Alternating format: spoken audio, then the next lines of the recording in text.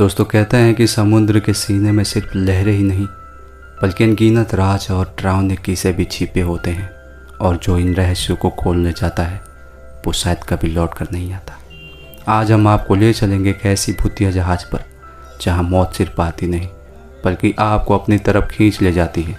तो चलिए शुरू करते हैं घोस्ट शिप की डर और रोमांच से भरी कहानी को। कहानी शुरू होती है साल 1962 में इटली के एक लग्जरी क्रूज शिप एंटोनियो ग्राजा से। डेक पर म्यूजिक बज रहा है, लोग नाच रहे हैं, हंस रहे हैं, अमीर लोग महंगे ड्रिंक्स और चारों तरफ खुशियों का माहौल।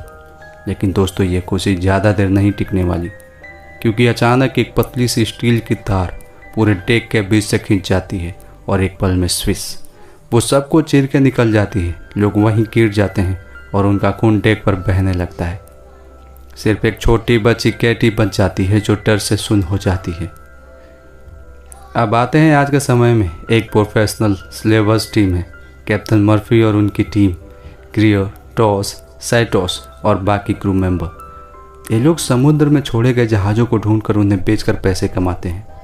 एक दिन एक पायलट जैक फेरमन उनसे मिलता है। वो कहता है कि उसने एक छोड़ा हुआ जहाज़ देखा है जो शायद कई सालों से समुद्र में बह रहा है।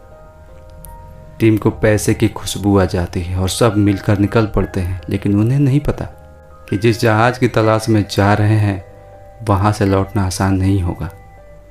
कई दिन के सफ़र के बाद दूर धुंध में एक विशाल जंग लगा टूटा फूटा जहाज़ नज़र आता है। ये वही जहाज़ है एंटोनियो ग्राजा। टीम के चेहरों पर हैरानी है और थोड़ी सी डर की झलक भी।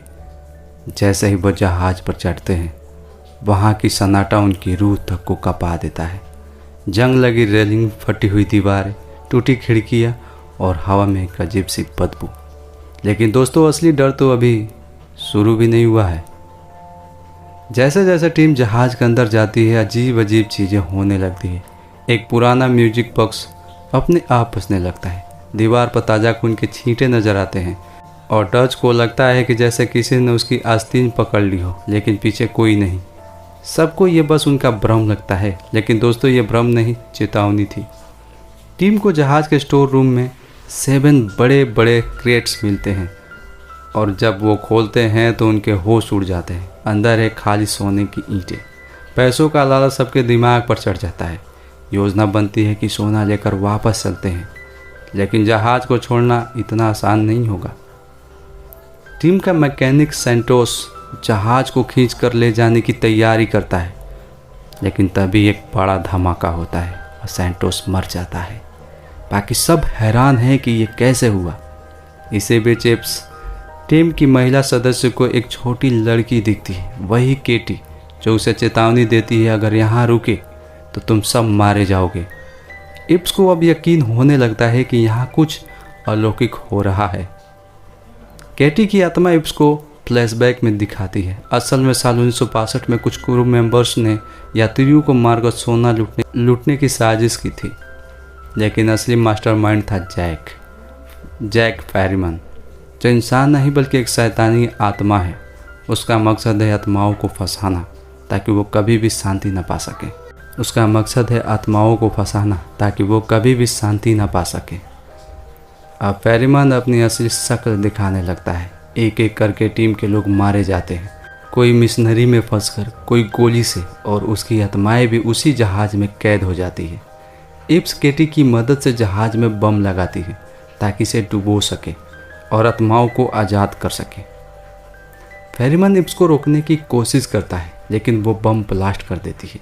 जहाज़ डूबने लगता है और सारे फंसे हुए लोगों की आत्माएं ऊपर उठकर आज़ाद हो जाती है। केटी भी मुस्कुराती है और आसमान में गायब हो जाती है।